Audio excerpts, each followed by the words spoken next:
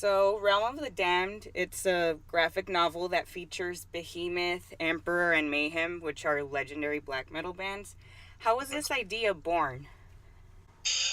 So it was initially the brainchild of a chap called Steve Beatty, who I think he used to run Candlelight Records, and he's also a bass player on the post-punk band Octoberfile. And he wanted to put together an original horror graphic novel that basically utilised the classic gothic monsters, Dracula, Frankenstein, the Wolfman, the Mummy, yada yada. But he wanted to place it in this semi post-apocalyptic world, and he wanted to tie it all into the music somehow.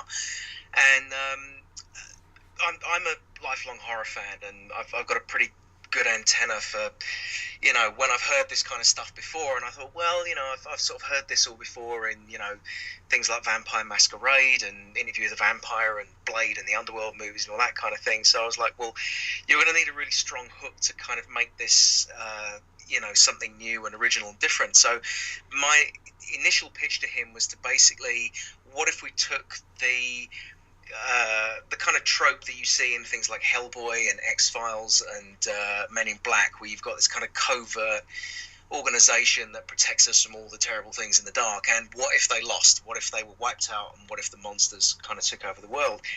And it was the story was kind of there, but it just wasn't quite gelling. And then Steve said, have you heard of Norwegian black metal? And I just kind of went, no, not a clue. And he said, right. So he sent me a stack of CDs of Burzum, Mayhem, Bathory, Emperor, and I read a book called Lords of Chaos, just talking about all the origin of black metal, and just uncovered this fascinating story behind it all. Birth of black metal, with the feud between Euronymous and Vargvikernes and so on, and really just kind of uncovered this whole genre, and wanted to tell a horror story kind of through that filter, through that, using all those kind of tropes like the burning churches, the whole idea of like folk myth and so on, and try and kind of retell these classic monsters through that lens, if that makes sense. So you're kind of creating this kind of, what would a vampire lord be like if it were, the kind of character that would be sung about in an Emperor song, and using sort of stuff like, certainly like the visual look as well. Like me and the artist Pie kind of put together a whole, I don't know, I guess you call it like a mood board or something, of different influences, different bands, and spiked wristbands and maces and Christ knows what else, and just sort of tried to feed it all in, but all try and kind of purpose it so it was saying something about the story and about the genre and so on. So yeah, and then I got on and scripted it, and Pi drew it, and that was it. It's all done now. How are you able to get Behemoth, Emperor, and Mayhem to make those guest appearances? It was, well, that was all down to Steve. I think it was. I think Mayhem a reference. I don't think they're actually in it, but Behemoth are definitely in it. The Damned are in it, and oh gosh, who was it now? I'm trying to think. The Damned are in chapter 2. Zardonic, the DJ's in number 3. Behemoth's in it, and Emperor in it as well. But yeah, I think you'd have to talk to Steve about that, because he arranged that. It was really just another idea of, he wanted to bring the bands into it somehow, and I was kind of suggesting if you could kind of do it in a way that, because you want the whole story to feel kind of like a music video, just to have that aesthetic and to kind of tell that kind of very broad, that broad kind of story, almost like a kind of Bronze Age Marvel monster comic. But yeah, this is, as far as all the technical stuff is concerned about getting them to sign up for it, I guess you have to speak to them. I think he has a fair bit of influence on the metal scene, because he's been working in that industry quite a while, I think. The novel is rumored to portray biographic events featuring the black metal band Sons of Balor. Mm-hmm. Um, how were you able to get the source material for that, and where did that inspiration come from, like for that particular group? That was another weird kind of offshoot that was all down to Steve, because we I basically came up with the story, and at the beginning of the story, you have this black metal band who worship this kind of almost like a black metal demigod called Balor, which is like Transylvanian Saxon for dragon, kind of tying into the notion of the historical kind of folk roots of Dracula, who was and Vlad Dracul, who was the son of the dragon, and blah blah blah. And once we kind of written the whole thing, Steve said to us, "Well, there's a band now," and we were like, "What?" And he said, "Yep, we've put a band together, and it's the band that appear in the book." And yeah, so they kind of turned up out of nowhere, and now they're a thing now. Yeah, I've heard some tracks on the first album. It sounds great, and yeah, that's that whole other thing. So even I'm not quite sure what's how that came about, uh, or what's happening with that. But yeah, that was a weird one. I've noticed that throughout rock history, a lot of bands have garnered inspiration from comics. You have Kiss with their whole aesthetic. You have Yeah, Megadeth writing Holy Wars about the Punisher, Anthrax writing I Am the Law about Judge Dredd. Did yeah. music ever play a part in you becoming a comic writer or give you inspiration aside from this current project? This is another thing. I mean, I didn't grow up with music at all. I mean, I'm not gonna try and blag my way out of this and say, oh yes, I was listening to Emperor back when they started. I literally didn't have a clue until like a year ago. Right. I think I grew up in a house. I didn't think we even had like a radio. Like music was just not really part of my growing up. Sort of since then, it's just I've been listening to sort of just bits and pieces of different things. But since when I was working on Damned, it was literally just listening to more atmospheric stuff because I can't write when I can't write and listen to things with lyrics in it. It has to be more kind of atmospheric.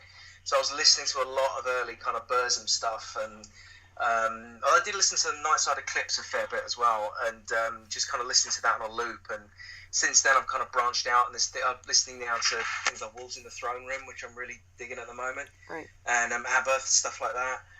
But no, previously I'm a complete like black metal virgin. When I was growing up, I was into things like fancy sci-fi novels, comic books, horror movies, and Warhammer. That was that was my thing. But there's more kind of ties to this stuff through that, really, just in the kind of the fantasy and the comics connection, which there's a lot of crossover in music, like you just pointed out. You have actually written for Judge Dredd, 2000 AD, Teenage Mutant Ninja Turtles. How did those opportunities happen, and what was it like when you actually acquired those jobs? Um, well, I started out. I've been writing comics now professionally for about 10 years now. I started. The first professional gig I got was at 2000 AD, just writing one-off short stories for them, and I got in through their slush pile because they've got an open door policy for submissions there. And I just kept submitting, and then I just finally something landed, and then from then I kind of moved on. I did two original series for them, and then moved on to Judge Dredd. I've just finished the Judge Anderson story for them, and yeah, it was really kind of. I think freelancing is really a bit of a juggle. You kind of. I'm always saying this to people who want to get into professional writing. It's like you can't certainly when you're starting out, you can't think of yourself as I'm going to be a comic book writer, because if you do, you will starve. What you have to do is you have to think of yourself as a freelance writer, and under the banner of freelance writer, you have to think of all the different jobs you're going to do. So one of them will be writing comics. One of them will be, sub-editing cookery books and writing copy for banks or whatever, and all these different gigs. And then gradually, as you go along, and you kind of gain more and more credits, and of course get better at what you're doing, then you can kind of drop some of the more boring balls, if you like, and start juggling more comics, which is kind of where I am now, really, in the last kind of 5 years, just jumping on and doing other stuff. Working on Turtles was a bit of a strange one, because obviously I'm doing Realm of the Damned, which is fairly extreme, horror for adults with Right. loads of Fs and C bombs in it, and then the turtle stuff is based on the 2012 cartoon, which is absolutely awesome, and I love writing it. And it's kind of a different experience writing for writing for kids, because you can just kind of switch off the. It's the only thing that matters when you're writing for kids is just, is it a good story? Are the jokes funny? Is this appealing to my inner 8-year-old? You know, and you've got to kind of have a different sort of mindset when you're writing for adults. But yeah, so that's where I am now. For those pre-existing franchises, if you will, like say Yeah. Turtles, Judge Dredd, how much creative input do you have with like character creation and character development?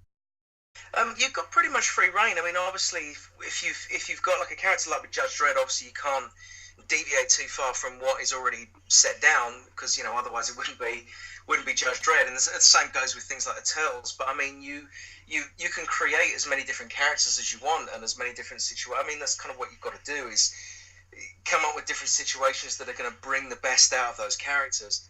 Um, and I'm blessed as well in having like great editors in Ed Caruana on Turtles, and Matt Smith on 2000 AD. They're really really shrewd editors, and they'll let you kind of go off the leash, but they know what will work and what won't work. So if you've got an idea that you're really super excited about, they're the ones with the cool head that will kind of step in and say, yeah, Dredd probably wouldn't do that, or Right. yeah, we maybe need to lose this line and maybe not go quite so crazy. But like with the turtle stuff, I mean, I've done, because we're in space with them now, and I've just done a steampunk story with them, and I've just done another one about an alien water park, and you can just go nuts with it. So it's pretty cool, so long as you don't betray the core kind of the core characters. How much input do you have in other aspects of the comic creation, like, say, the artwork, the aesthetics, or do you mainly just focus on the writing? It differs. I mean, like with 2000 AD, you write what they call full scripts. I mean, if you the way some people work is they do this thing called Marvel method, where you basically write a synopsis, and the synopsis goes off to the artist. The artist breaks it down, and I've never worked like that. I work full script, so it's up to me how to kind of break every page down, and I get to kind of dictate the pacing. And with 2000 AD, sometimes you'll get to speak to the artist and sometimes you won't. But I've always found getting to talk to the artist and getting their input always makes for a tighter story. And on Damned, I worked with Pi as the closest I've ever worked with an artist was with Pi on this book.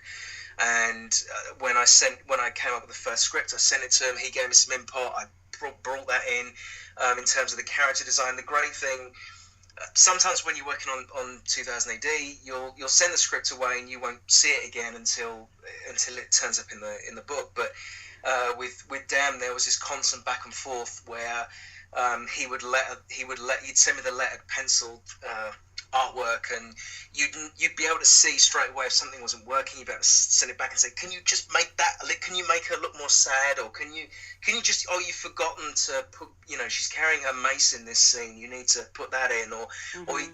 more often than not you're just taking out dialogue because the artwork has done the job for you, because you don't want to use dialogue if the visuals are telling the story for you. I do think, in the way that they say theatre is the actor's medium and film is the director's medium, I think that comics are the artist's medium. I think they're really kind of like the lead singer, if you like, in that band. Yeah. How much have changes in technology impacted your field and your workflow? Um, I don't know, because I've only ever worked uh, on sort of a laptop. I'll scratch everything out on paper, and then I think because you're working in little chunks, you kind of it's easier to edit stuff on the page than it is to, you're not kind of crossing stuff out doing it all in longhand like you would be with prose. But I think maybe, I mean, obviously there's outside things that I've got no control over at all, which is things like distribution and piracy.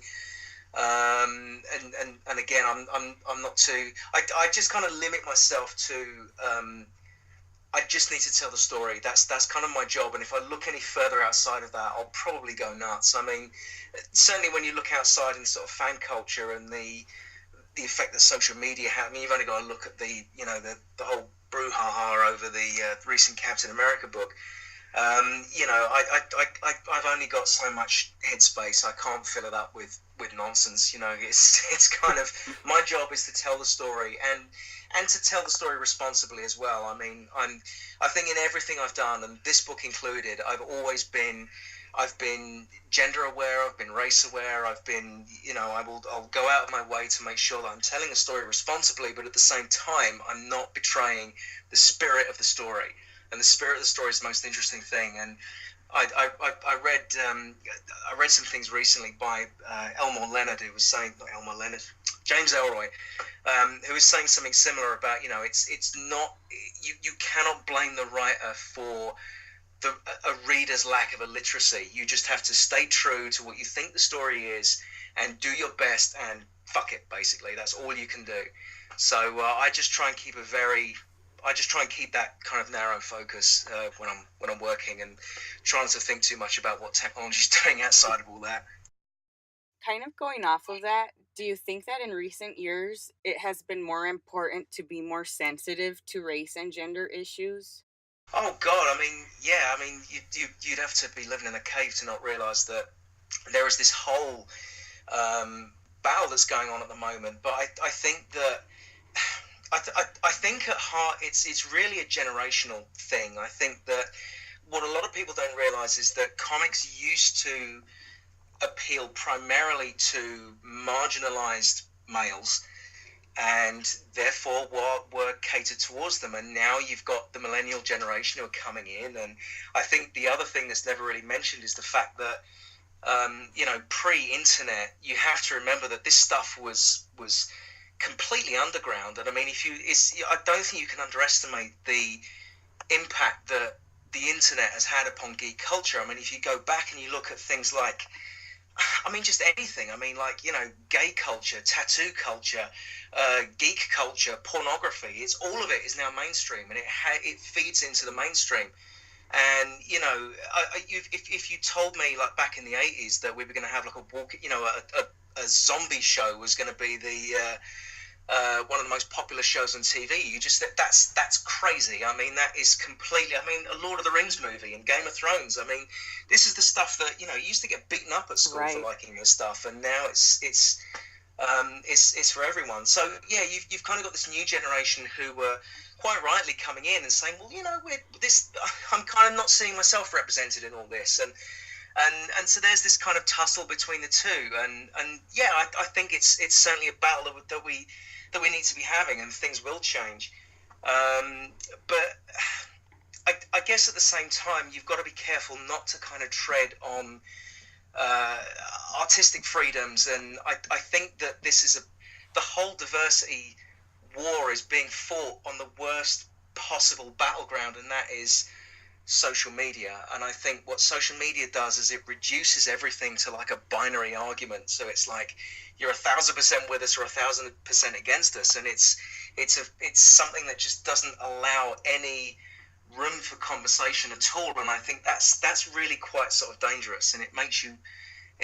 I kind of hope in 5 years' time that kids aren't going to grow up in a world where they think that the way some people will behave on social media is in any way sane. I think it's had quite a toxic effect on culture as a whole, personally. But no, for my part, I do what I can, and I mean, I've always been aware of that. But I mean, but at the same time, I mean, I could go on about this for ages. I think that another thing that we don't talk about in this is readership. I mean, there's this whole notion that comics are for everybody. It's like, well, yes, they are for everybody, but then music is for everybody, film is for everybody, theatre is for everybody. That's not a particularly useful or insightful statement, because people, different comics are for different people. Crossed is not for the same audience as Lumberjanes. And I don't know if there's something in the fact that we're so used to and I hate the word content, but perhaps we're so used to consuming content, generic content on Twitter, that we kind of forget that there are different stories to different people. Novelists like Hilary Mantel don't write for the same readership as Andy McNabb. There's different things. There's a diversity of readership as well as of content. But actually, I could ramble about this forever. But yeah, it's strange times in comics at the moment. Strange and good times, I think. Kind of going off of that, how do you feel about websites like DeviantArt that allow people to publish their own original comics or create fan fictions of existing comics, like perhaps some that you have worked on? It's all for it, totally. I love it. I mean, I've just discovered Pinterest, and it's just like my happy place right now. You go on there and you just see. I don't know if I'm just a bit of a la-di-da hippie who just wants everything to be lovely, but I look at just people's artwork and just the creativity and everything. I love it. I absolutely love it. It's just more.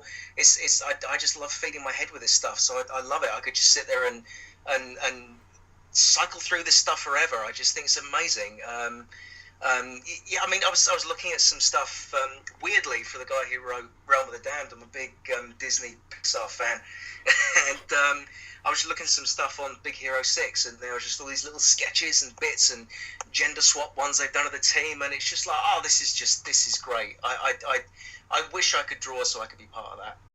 Have you seen any interesting cosplays of any characters that you've created or have worked on? Not that I've done specifically. I'm trying to think. No, I haven't seen. I don't think. I think maybe because my original stuff probably isn't that well known. But that would absolutely make my day. I don't know if one day we might see a Balor or an Athena cosplay, but no, I haven't seen any at all. But again, it's just another expression of that creativity that you have with this generation, and it's one that I don't know if it's just a UK thing, but I mean we didn't have that in my day. I don't mean to sound like an old man, but it was this was. I think a friend of mine said this once. Love of fantasy and horror and sci-fi. Back in the day, it was the love that dare not speak its name. It really was. I mean, at the school I went to, you could get killed for declaring that you were a fan of this, and no one knew zombie movies. Nobody knew this stuff, and you never. Conventions were always kind of, comic shops and this were all kind of full of weird biker dudes, and it was just. It wasn't as kind of open and everything as it is now. But I go to conventions all the time now, and it's just your eyes are just everywhere. Like, oh my god, look at that cosplay! That's just amazing. And the stuff people just do off their own backs as well. I mean, just even things like websites and podcasts that people are just doing, not because they want to get into the industry or anything like that, but just purely to express their love of something. I just think I just think it's awesome. I genuinely, hand on heart, I think it's great. Going off of that a little bit, do you think that comics and heavy metal tend to attract the same type of fans, like say Outcast or whatever? I don't know. I don't know. I think there's probably like a certain crossover in subjects because I mean you go back and you read sort of like Lobo comics from like the 90s, and I mean that's pure kind of heavy metal in theme and in aesthetic and in design and everything. So I think there's definitely that crossover there. I think that's kind of what's been really interesting in this with this project was that it was a comic book aimed at people who may not necessarily read comics. And I think as a way in that it's something that would appear to that crowd. It'll be something that crowd love, wrapped up in something that they would be completely new to them. And if they read Realm of the Damned and went off to go and read some other comics, and you've kind of opened their eyes to this whole new kind of world of this stuff, then that's fantastic. A kind of gateway into this other medium, which is just awesome. I mean, I remember the first time I went uptown to Forbidden Planet when I was sort of in my early teens, and I used to sort of grab because I don't think we don't really get we didn't used to get comics the way you guys did in the States. We always used to get them in like newsagents, but because they were American imports, they never used to be in sequence. You just get random stuff, so you could never follow the story. And then the first time I went to Forbidden Planet, you just look on the shelves and you just fall to your knees, like, oh my god, where do I start? There's just this whole world of stuff stretching out, before you. So yeah, I mean, if in terms of crossover, I couldn't really say on the metal side. I think probably if there is a connection there, that it's almost certainly a connection in theme. And I think that in the story of black metal, from reading Laws of Chaos, I really got the impression, um, from looking at the stories of like Vicanas and Euronymous, there was, I don't know if there's this sense of kind of, boy culture at work, that kind of notion of kind of marginalized boys who maybe can't quite see the division between the fantasy of the thing they love and reality. And um, that's a really interesting thing to go into, and I've tried to tie that into the first book in the character of Thomas. But yeah, I think there's definitely maybe a mindset. I know there's a lot of guys who hang out at Games Workshop are metal fans as well. So yeah, definitely crossovers there in terms of theme and whatnot. Sorry, I'm completely rambling now. No, that's all right. Previously, you mentioned that geek culture has become mainstream. I mean, like you said, The Walking Dead is one of the top shows on TV, when back in the 80s, Yeah, zombies were unbelievable. like, oh no, you know what I mean? Coming from someone who hasn't been involved in the metal scene as long as other people have, do you think that metal has kind of become somewhat more mainstream as well? Gee, I honestly couldn't say. I honestly couldn't say. I mean, I'm guessing it probably would have, because everything else has gone mainstream. All these subcultures have kind of risen to the surface now, and are kind of. I think people would recognise it even if they didn't know what it was. But again, not being too much of an expert in that scene, I wouldn't know. But I'm sure there's kind of maybe older metal fans who are looking at new bands that are coming through that are just saying, or looking at old stuff that think, I can't believe that's popular. I mean, like, I still to this day cannot believe there's a Deadpool movie. A Deadpool movie. I mean, how? And a Guardians of the Galaxy movie. I mean, these were like beyond obscure, like back in the day, and like now these everyone knows who they are. And you just think, have I woken up in an alternate universe or something? I don't know. I'm sure there must be metal fans out there, probably older ones who feel exactly the same. Going back to the Realm of the Damned, the first pressing sold out in Europe. Did you expect this type of reception? I only found that out yesterday. Yeah. No, I didn't. I really didn't. Yeah. Well, that's really cool. I mean, I haven't spoken to Steve about that yet because I've been busy on book two. But yeah, I'm really glad. I just hope everyone likes it. I mean, there was it's interesting if it has done well in Europe, because I kind of wanted, there was a lot of like little European little ticks that I kind of wanted to put in there, like things that I often see in like French comics where they don't have speech bubbles, they just have like the two exclamation marks above a character's head, and it's Mm-hmm. just that little visual nugget that gets the information across. That little bit, it's just much more visual. And I don't know, things that's maybe kind of a lot more, I don't know, so maybe to the eyes of a Brit like me, who would kind of look at European culture. I mean, certainly as I've seen it through movie, I'm a fan of there's these Italian movies. I'm going to sound really pretentious now. Pier Paolo Pasolini did back in the day, the Decameron, the Canterbury Tales, and the Arabian Nights, that are just these really earthy, raunchy, boobs, bums, and willies everywhere. Just all that kind of decadence that kind of comes in with it. And we were trying to sort of bring in, because we wanted to bring in a lot of the European bands, like obviously Behemoth. We wanted them a poster in Poland, and going into European history. And the other thing as well is just the fact that the folklore of all these monsters is very much European. And there was definitely that transition when you look at in horror movies, of kind of all these monsters coming over to America and kind of becoming Americanized, and a lot of the roots of horror. So there was that big, that I guess that was another cool kind of synergy I found between the classic monsters like the vampires, for example, which the whole thing about vampirism is almost like this perversion of like the Catholic communion, and that ties in perfectly with a lot of the kind of anti-religious, or well, not anti-religious, but anti-Christian, or pro-pagan stuff that you'd find in a lot of black metal. So that all kind of tied in perfectly. What are your next plans for Realm of the Damned? You said that you were working on book two. Yeah, I'm working on book two now, and I don't want to say too much about it just yet, but I'm busy with that at the moment, and we'll see where we go from there, basically. But yeah, I'm deep in that at the moment, and it's almost I don't want to talk about it too much, if only because I just want to make sure that I just want to get it all on paper first and just make sure it works. But it's working so far, so yeah, watch this space, I guess. When will the current book be released in North America? October 16th.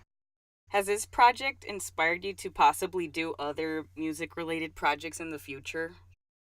I don't know. It depends what they be. I've got. I don't know. Depends what they be, and depends what. Depends what other stuff I'd have on. But it's funny because you sometimes look at these things and think, well, that doesn't really sound like anything I'd be interested in. But then when you start researching into it, you do kind of find your own like emotional connection to these things and just little bits that you just kind of glom onto and you think, oh, I can expand that, or that sounds cool, and you just kind of dig into that.